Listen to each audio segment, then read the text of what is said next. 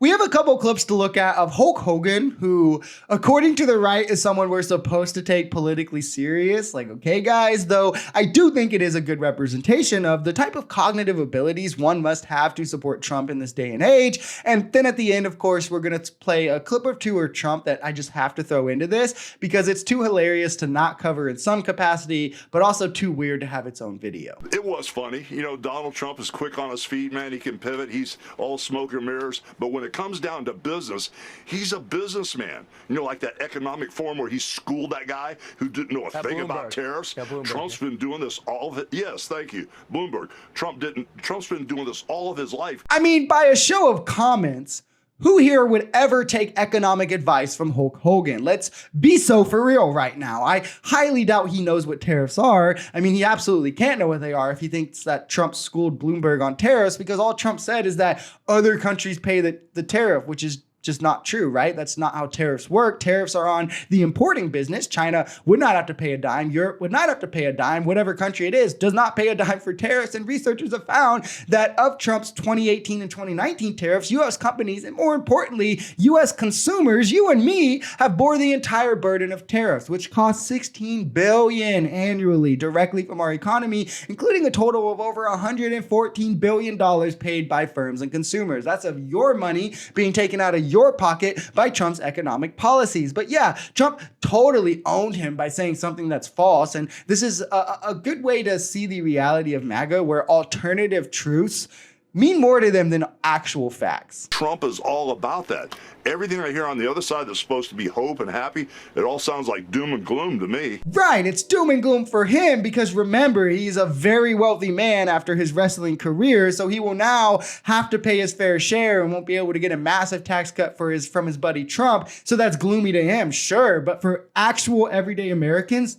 what's doom and gloom about payment assistance to get your first house, right? The main vehicle for generational wealth in this country. What's doom and gloom about enhanced child tax credits to make having a family more affordable? What's doom and gloom about forgiving medical debt, where governors can buy up all the debt in their state for pennies on the dollar and then just forgive it? What's doom and gloom about expanding the earned income tax credit for the working class so you can take home more of the income you earned through working? What's doom and gloom about FTC penalties to prevent massive corporations from price gouging to increase their profit margins so we can all afford groceries again? It's all nonsense from rich people who are trying to convince the middle class that policies skewed to their benefits are actually going to be terrible for them. This is why you always see on Fox News, you see it in my comments, you see it in other places, anywhere, any sphere. It's always these top 10 or top 1%ers running around trying to LARP like average Americans who are struggling to pay their bills, trying to tell you what the working class should do.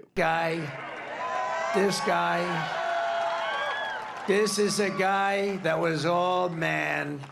This man was strong and tough. And I refuse to say it, but when he took showers with the other pros, they came out of there, they said, oh my God,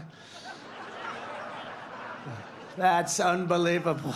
If you watch this and you thought to yourself, is he talking about his penis? Yes. Yes, he absolutely is. The Republican nominee for president in 2024 spent the entire end of his speech fantasizing about Arnold Palmer's wee-wee. And if this wasn't evidence enough to you, like, oh, you know, maybe he's talking about his muscles or something else, well, here's another clip to put it into context. And I looked at Arnold, I said, Arnold, let me ask you a question. Do you think 40, 50 years ago, I was longer than you like I am now? He looked at me, this is before I was president. He said, Donald, let me tell you something.